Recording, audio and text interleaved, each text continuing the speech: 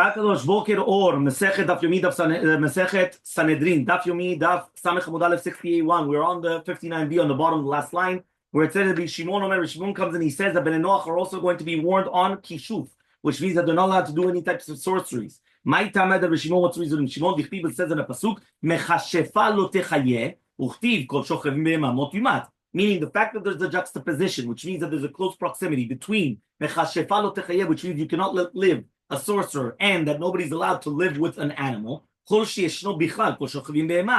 you have a person that's going to be included in Kol Shochavim B'ma, Yeshno Gam Ken Bichlal, so therefore you're going to have also the Klal Av Mechashefa Lo Techayeh.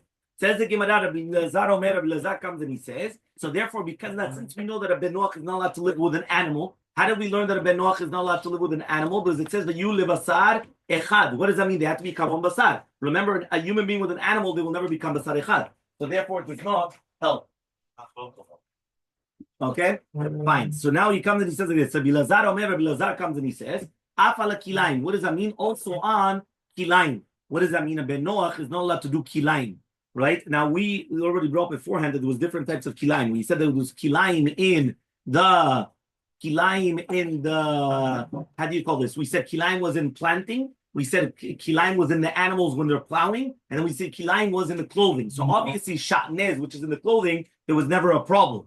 Okay, it was only going to be in the kilaim, which we said over here, larbia ba'alei chayim or yilanot. So min Elmaleh, how do we know that a Ben Noach is going to be prohibited on kilaim?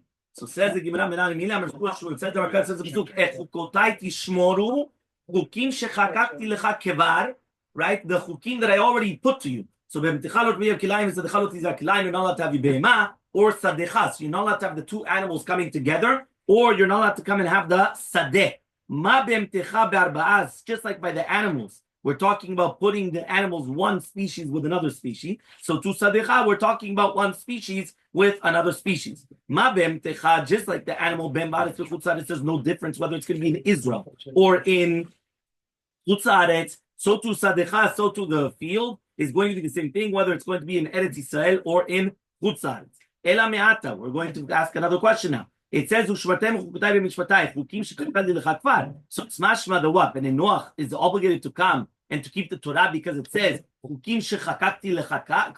chukim that you already had. So he comes and he says as follows. So he comes and he says, hatam over there, it says, ushmartem. Yeah, he says, ushmartem et chukotai. The hashtag, what does that mean? When it says ushmartem et chukotai, right? It's right now. What does that mean? Right? Hacha, here it's a chukotai tishmoru chukim to meikara. So he comes and he says now like this. He comes and he says that when we're talking about right now, when it says chukim to meikara, that is the explanation when it says tishmoru. So therefore, over there when it says ushmartem et chukotai, it's mashma the chukim of right now, which I'm going to command you right now. And when it says tishmoru, tishmoru is on the ones which are meikara from the beginning. Okay? So for basically, since the pasuk already comes and tells you hukotai to the tzivuyim, it's mashma that we were talking about the chukim that were already given in the past tense. Okay? Fine. So says the Gemara, Amar Rabbi Yoshua ben Korcha, says Rabbi Yoshua ben Korcha, Amar Rav Acha bar Yaakov, where it said, because remember, Rabbi Yoshua ben Korcha comes and he says that just like they're going to, the Betin are going to check the Edim, right? So too they come and they say, Yakeh Yossi et Yossi, right? Which means that they're not going to come, right? And they're not going to listen to the entire story again. We're talking about the curse. You remember, Shalom, somebody comes and let's just say it easier. Blesses Hashem. So therefore, only one of the Edim are going to come and say the actual what they heard. Everybody gets up and they tear the clothing, and everyone else is going to say, yes, it was the same thing. Exactly, that's what I heard as well. So Amar Rav Acha bar Yaakov, says Rav Acha bar Yaakov, Eno chayavat sheyivarech Hashem ben arba otiyot. When we're talking about the blessing of the name of Hashem, we're talking about, remember, blessing is not blessing, it's opposite. The blessing of Hashem, the name of Hashem, which is Dalid Otiyot, 4 letters, Yud Ke Vav Ke, right? The name of Hashem. Lapuke ben shte otiyot delo. That's coming to exclude that if somebody only blessed the 2-letter name of Hashem, so we're not going to do that. So it says in Pshita, it's obviously, Yakeh Yossi et Yossi Tznan. We already learned that it was Yossi et Yossi. Why did it purposely take the name Yossi? Out of all names, you could have chosen any name. Why do we choose Yossi? Because Yoseh has 4 letters. Yod, Vav, Samech, Yod. So therefore, just like Yoseh has 4 letters, we're talking about somebody blessed the name of Hashem of 4 letters. So if a person came and he blessed the name of Hashem of 2 letters, of Kel, right, Aleph Lamed, right, or Shakai, right, Shin Daled Yod, or any other, it has to be the 4-letter name of HaKadosh Baruch Hu. I would have thought, say, Milta be'alma udinaka. That stam, we just took something, right, which means stam be'akrai, it was like a kinui. We just said Yossi, it was because Yossi also has the Vav and the Yod, and this is Yud Ke Vav Ke, so it's also got the Yod, the Vav, right? Many times, by the way, they use Yehuda, right? Because Yehuda is actually Yud Ke Vav Ke, but you just have the Dalet in the middle, and that's why many times Yehuda was spelled with an Aleph at the end, or it was, why? Because it's Mamash, it's like Yud Ke Vav Ke, you understand? So many times that is much more comparable, right? But again, Kamashmalan comes teach you that it has to be Dalet, the Dalet Otiyot, the 4-letter name of HaKadosh Baruch Hu. Ika de Amri, there are those that say, Amar Ravacha bar Yaakov, says Ravacha bar Yaakov, Shema Mina, we learn from here, Shem ben Arba Otiyot, Nami Shemhu. So we learn from here that the name, which is the 4-letter name, is also a Shem. What does that mean? Right? He comes and he says, which means from the fact that we chose Yosef, which is the 4-letter name, so therefore, and that is the kinui of the name of Hashem, it comes out that the Ben Arba Otiyot is going to be Chayav Mita. Not only if somebody is going to come and use, let's say, the 42-letter name of Hashem or 72-letter name of Hashem, right? Because you have many different names of HaKadosh Baruch Hu. You have the Ana V'choach, you have got many different types of how many letters, right? Letter names of HaKadosh Baruch Hu. Ika de'am, either those that say, Amar Ravacha bar Yaakov, Shema Mina, we learn from here, Shem ben Arba, okay, just that. Pshita says, obviously, Yakeh Yosef Tanan. We learned it. Yosef. So Yosef was a 4-letter name. So he says, no, I would have thought to say, Adik Hashem Rabbah, until you're going to bless the Shema Gadol of 42 letters, Uminta be'alma udinakat, and therefore it's just stam, meaning that the Mishnah just chose, a name or a kinui of Hashem, which is much smaller. Kamashmalan comes teach you, know that the Shem ben Arba, this Shem of the 4-letter name of Yud Ke Vav Ke, that is already a Shem that a person is going to bless, he's going to be put to death. Okay? Fine. Then we said what happened is that if it's going to be Nigmar Adin, right? What happens is that they come and they say, right, tell us what the Megadef actually said, Mefurash, right? And then when they hear what he said, they get up, the Yanim, and they tear their clothing. Remember, it's only one Ed that's there, okay? So Omdin, right, they get up. Menalan, how do you know that you have to stand up? Because this is talking about Kiriyah, by the way. So he says, now here, when they're listening to the Shem Mefurash, they would stand up, and then they're going to do Kiriyah. So Amar Yitzchak Barami Damarkad, it says in the Pasuk, Ve'ehud ba'elav, right? So Ehud came to the Eglon Melech Moab, and Eglon was sitting right in the cheder, right in the aliyat, meaning in the roof, right? And they used to have like the attics. Okay, Vayomer Ehud, Devar Elokim li elecha. I'm going to speak to you the words of Hashem. Vayakom me'al hakiseh, and he got up. So you see from here that the king Eglon Melech Moab stood up me'al hakiseh. So now he comes and he says, Valo dvarim kal v'chomer. He says it's kal v'chomer. My Eglon Melech Moab. If Eglon Melech Moab is a Nochri, Velo Yadayla Bikinui, and he only knows Kinuim, he doesn't know the names of Hashem. He just knows the word of God, I'm going to tell you. And he stood up, Israel. Right, when we're talking about a Jew, the Shema Meforash and Shema Meforash, right? So he says of the Arba Otiyot, so he says, Alacha Kama V'chama. So then all the more so you have to stand up. So from here we learn you have to stand up. Okay? Fine. Then what happens? Kor'in, right? They come and they tear the clothing. Minalan. How do you know that you have to come and you're going to tear the clothing? It says, Eliakim, Mechilkiyahu, Veshevna Sofer, Yoach ben Asav Maskil Chizkiyahu, Krueh Begadim. He was Krueh Begadim. Vayagolo Divrei, Rav Shakah. So he comes and he says like this. He says, we're talking about now when the allegiance of Assyria came to conquer Yehuda, Eretz Yehuda. So Rav Kesha was sent through Melech Ashur, right, to go to Chomot Yerushalayim to bless Hashem, as they say. Now, when he went and he heard it, he tore, right? The 3 Sarim of Chizkiyahu Melech came and they tore their clothing.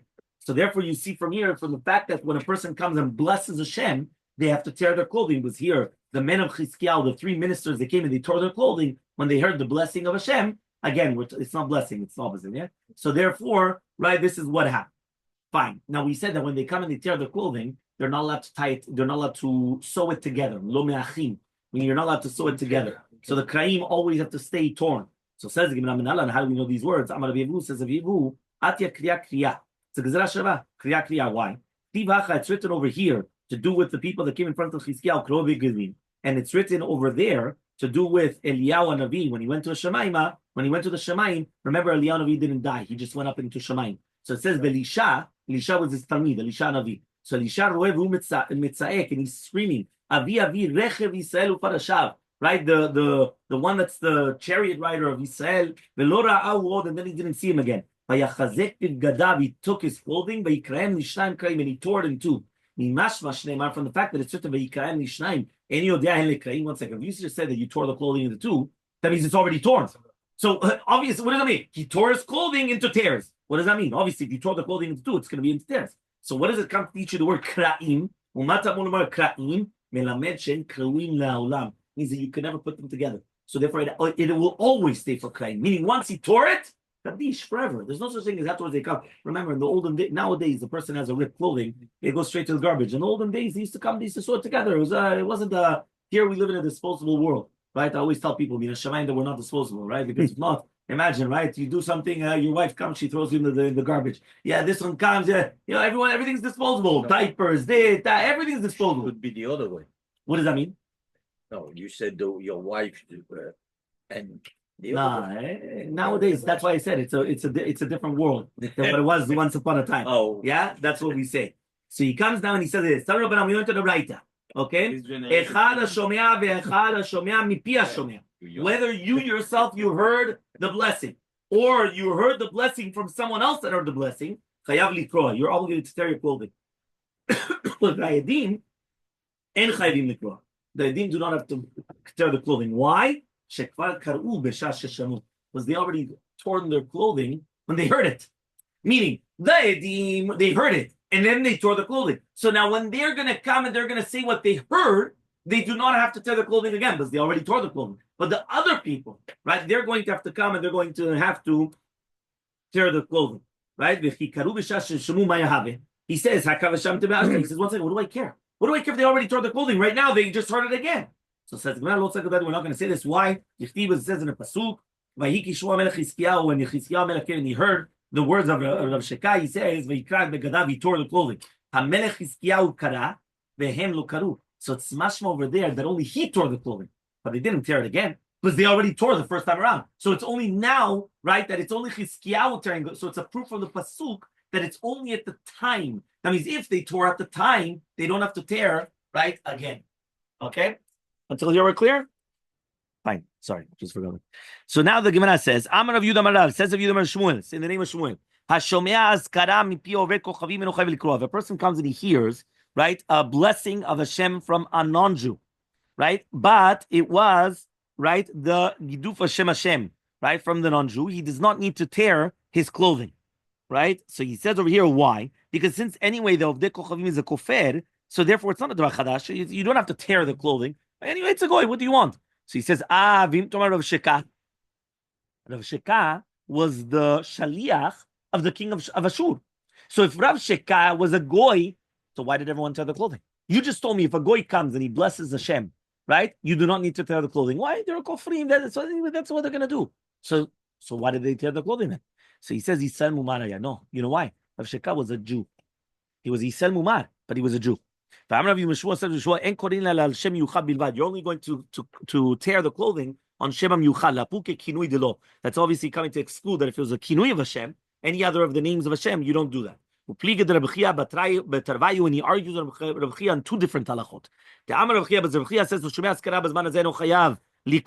He says if you're going to listen to Azkara Bizman Hazeh, you're not obligated to tear. Because if not, then you're going to tear your entire clothing.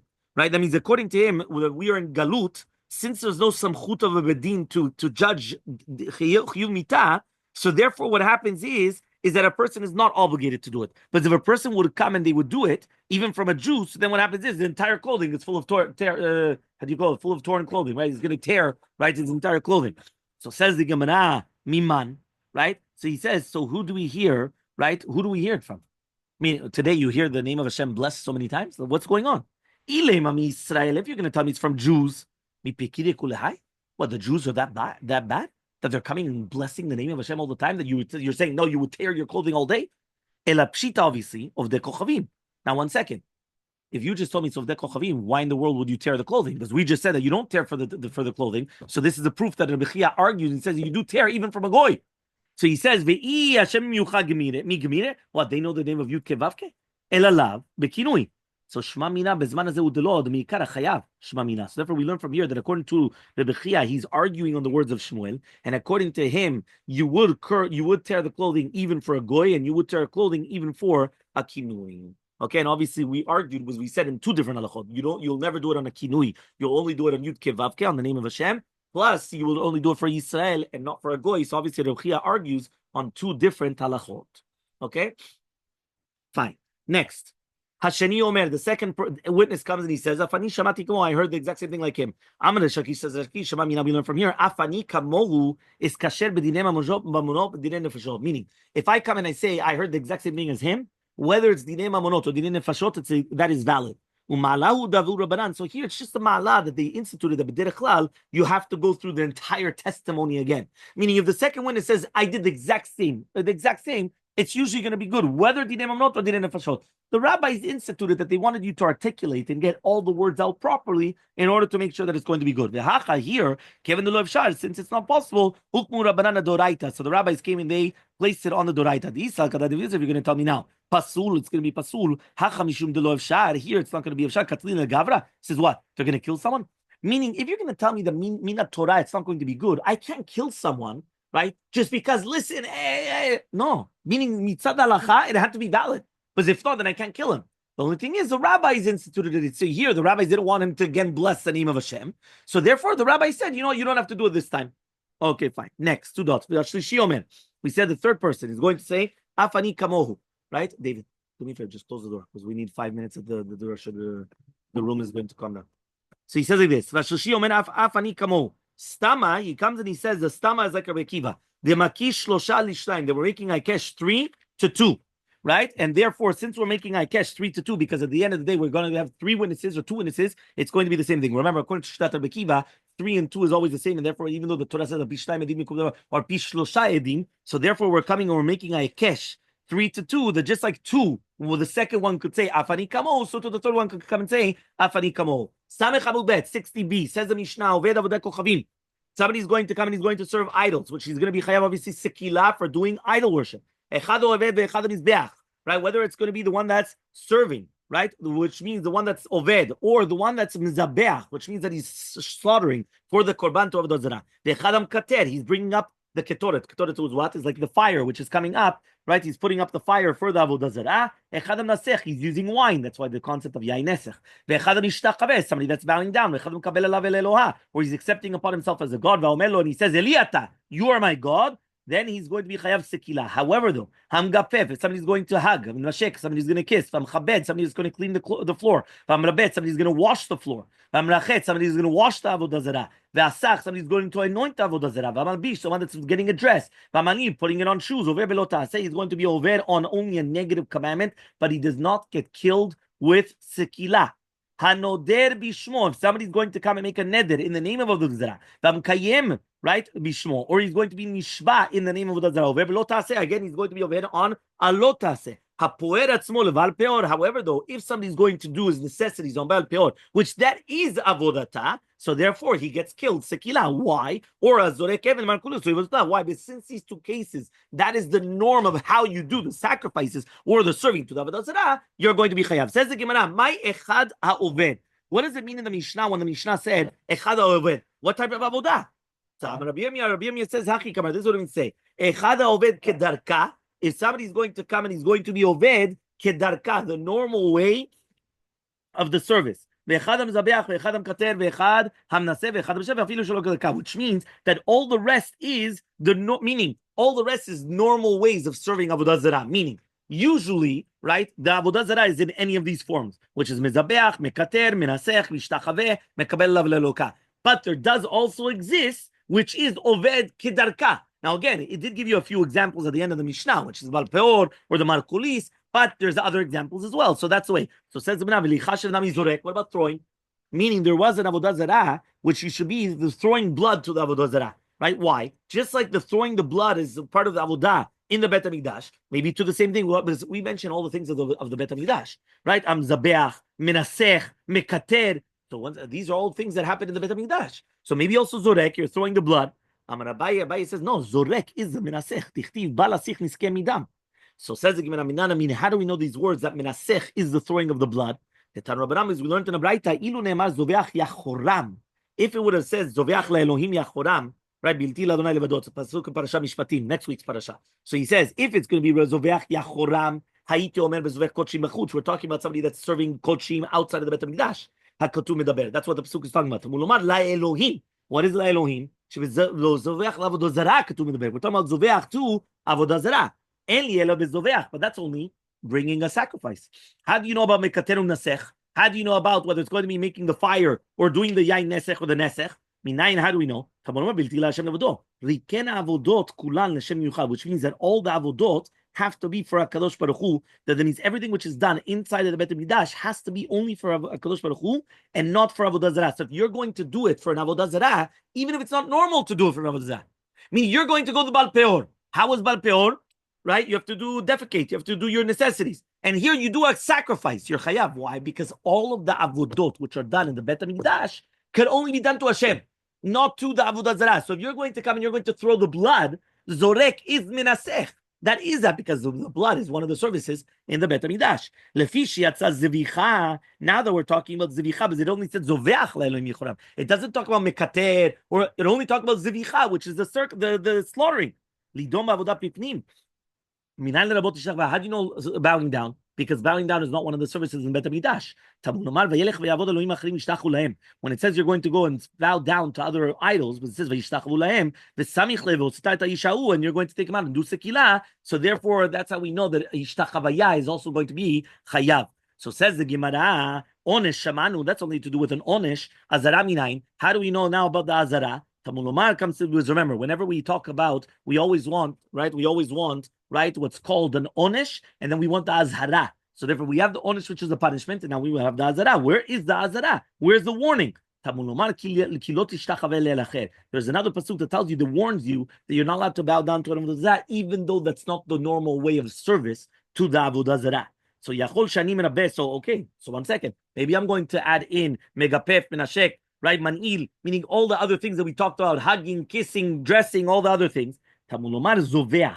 Zevicha bichlal yatsa haita. Zevicha was part of it. So why did it come out? La'kishela, to make a kesh. Lomar lahem, to tell you. Lomar lecha, ma is zevicha miuchedes shi avodah panim, that zevicha is inside of the Bet HaMikdash. Chayvim b'mita. So to any avodah panim, you're going to be chayav mita. Yatsa shtachava l'adyon be'atzma. So shtachavaya is a separate judgment. It's a separate deen to be judged. And Yetzia zevicha lidon al kalkulo. So zevicha is on the entire kalal. So the entire kalal has to be zevicha, which is anything which is avodah pnim. So anything which you do in the Bet HaMikdash, you're going to be chayav. But other than that, you're only going to be chayav on hishtachava, because hishtachava was the only one which was taken out, which is not part of that count.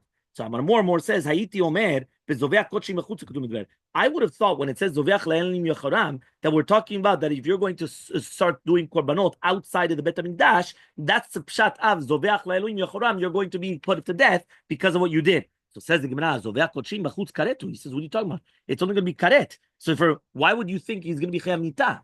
Meaning, if you take a korban and you do it outside of the Bet HaMikdash, a person's chayav karet. You're not chayav nita. So why would you think then we're talking about, right, that you're doing kodshim b'chutz? So he says, I would have thought to say ki atrube, right, that if you do warn him, he's going to be killed. But if you don't warn him, then you get karet. That's what I would have thought. So kamashmanan, obviously, that we don't say that.